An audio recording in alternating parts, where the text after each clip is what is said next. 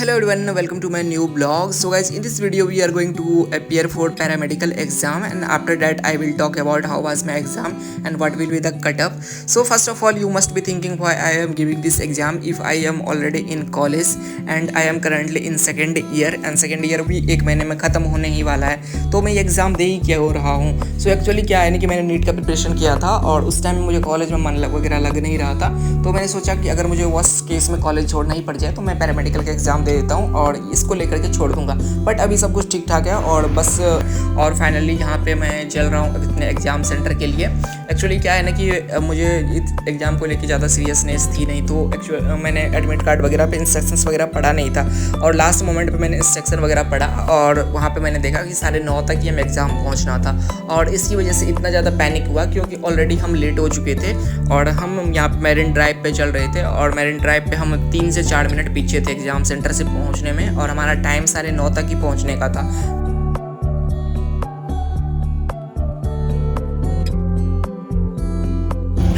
And exam centre से just पहले इतनी ज़्यादा ट्रैफिक थी और ट्रैफिक के साथ साथ हमारा सिग्नल वगैरह भी रेड हो रहा था, तो उसकी वजह से हमें रुकना पड़ रहा था और हमें लग रहा था कि अब तो हमारा एग्ज़ाम छूट गया इतनी मेहनत की रात भर में. और हमें लग रहा था कि देखो बार बार मैं वही देख रहा था कि देखो 9:30 तक लिखा हुआ है और तभी तक ही हमें एग्ज़ाम जाना है, एग्ज़ाम सेंटर पहुँचना है, तो हमारा एग्ज़ाम जो है पक्का छूटने ही वाला है.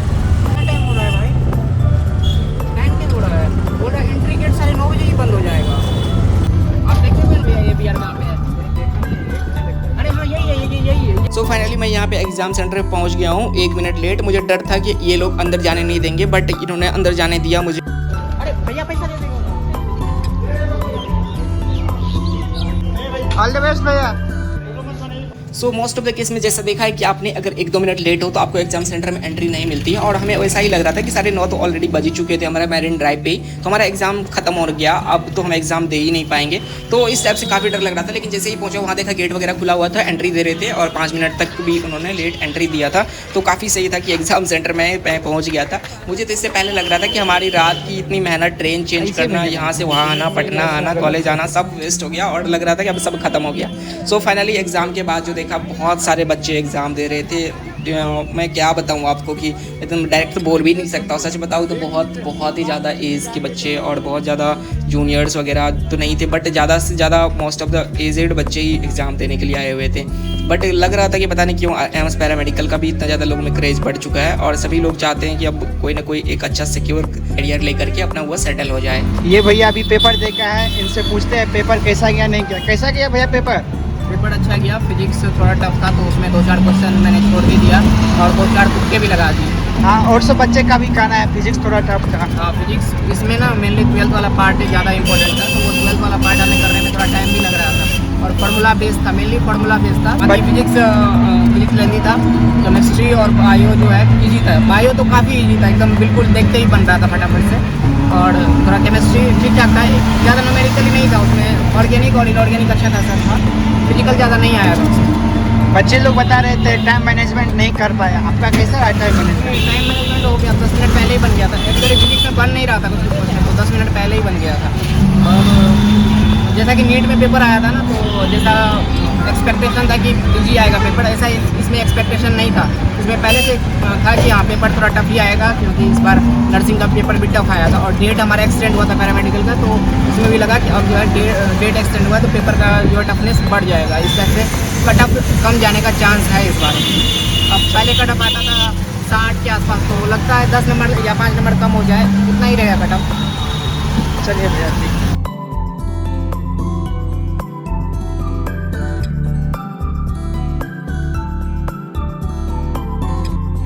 So if I talk about my exam experience, so exam experience was good and जो हमारा सेंटर हुआ था वो भी काफ़ी अच्छा, वेल मैनेज था, वेल मेंटेन था और सभी लोग को जो भी वहाँ पे इन्विजिलेटर वगैरह थे उनको अच्छी खासी नॉलेज थी वो कैसे एग्जाम लेना है. ज़्यादा उन्होंने किसी ने परेशान नहीं किया, जैसे कि नीट में कई बार हो जाते हैं कि अनट्रेंड हमारे इन्विजिलेटर आ जाते हैं तो हमें थोड़ा परेशान करते हैं, बट ये लोग थोड़ा हेल्पफुल थे, सपोर्टिव थे और उन्होंने अच्छा खासा हेल्प किया. जैसे पानी की बोतल वगैरह भी हमें एग्जाम सेंटर प्रोवाइड की, रफ पेपर जो हमें नहीं मिला था वो रफ पेपर भी दिया, यहाँ तक कि एडमिट कार्ड के पीछे ही बोला रफ कर दो, फिर एडमिट कार्ड उन्होंने सबमिट वगैरह कर लिया था.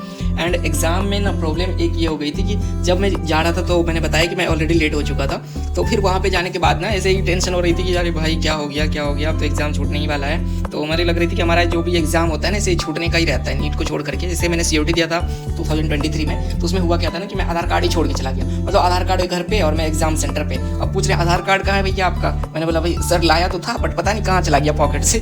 तो फिर बोलते एक एप्लीकेशन लिख दो, तो फिर मैंने एक एप्लीकेशन लिख दिया, तो बोले कि ठीक है एग्ज़ाम दे दो। और उन्होंने आधार कार्ड मैच वगैरह किया नंबर वगैरह से, तो आधार कार्ड उनको मैच वगैरह हो गया होगा, जो भी था बायोमेट्रिक उन्होंने ले लिया, एप्लीकेशन ले लिया एंड एग्ज़ाम फिर हमारे देने के लिए दे दिया। वो COT का एग्ज़ाम भी ना 2023 में एकदम बस मज़े में दिया था। नीट का एग्ज़ाम हुआ था, उसके बाद मस्त में घूम रहा था, जयपुर वगैरह, कोटा वगैरह, और इधर उधर आईफोन वगैरह खरीद रहा था। और 1 महीने बाद हमारा COT वगैरह हो रहा था, तो बस ऐसे ही मज़े में पेपर वगैरह दे रहा था। और ऐसे ही सेम ऐसे ही जैसा ये पेपर मैंने ऐसे मज़े में दिया है नीट के 1 महीने 1.5 महीने बाद, तो सेम ही ऐसा कंडीशन था। तो वो तो COT तो क्रैक हो गया था, बट मुझे लग रहा है कि ये भी थोड़ा निकल ही जाएगा। बट मेरा अभी तक कोई प्लान नहीं है ऐसा कि मुझे इस फील्ड में जाने का, बट मैंने ऐसा बढ़ दिया है कि ठीक है मुझे अगर कॉलेज में मन नहीं लगेगा तो हम छोड़ देंगे। लेकिन अभी मुझे लग रहा है कि मैंने कॉलेज में ऑलरेडी इतने सारे पैसे इन्वेस्ट कर दिए हैं, इसलिए कि मैंने ऑलरेडी 2 साल मेरे कंप्लीट होने वाले हैं कॉलेज में, और इस कॉलेज में मुझे 3000 रुपीज़ पर मंथ की स्कॉलरशिप मिलती है। मैंने ऑलरेडी 2 से 2.5 लाख रुपये खर्च कर चुका हूँ कॉलेज की फ़ीस में, मेस में और बाकी चीज़ों में, और ऑलरेडी मैं इतना बेस अपना स्ट्रॉन्ग कर चुका हूँ इस BSc एग्रीकल्चर वगैरह में। और आगे के कैरियर ऑप्शंस भी मुझे काफ़ी अच्छे इसमें दिख रहे हैं, जॉब अपॉर्चुनिटी अच्छी है, तो मुझे थोड़ा बहुत अच्छा लग रहा है। जैसा कि अदर फील्ड में इतने ज़्यादा कंपटीशन है, इतना ज़्यादा वर्क लाइफ बैलेंस नहीं है, तो उसके कंपैरिजन में यहाँ पे अच्छा है। यहाँ पे हॉस्टल वगैरह इतने शानदार मिले हुए हैं, रूम वगैरह इतना अच्छा मिला हुआ है, बाकी सब कुछ ठीक है। तो मुझे लग नहीं रहा कि मैं इस फील्ड में फिर से जाने वाला हूँ। पैरामेडिकल बस ऐसे दे दिया, मैं काउंसलिंग वगैरह शायद ही करवाऊंगा। अभी तो हमारा रिजल्ट भी 1 वीक में ही आ जाता है इसका। और मैं कट ऑफ के बारे में बात करूँ तो कट ऑफ बहुत ज़्यादा हाई नहीं जाने वाला है, ठीक है। जैसा कट ऑफ आया था उससे 5 नंबर या 10 नंबर होगा लास्ट ईयर से, थोड़ा ज़्यादा हो सकता है 5 नंबर।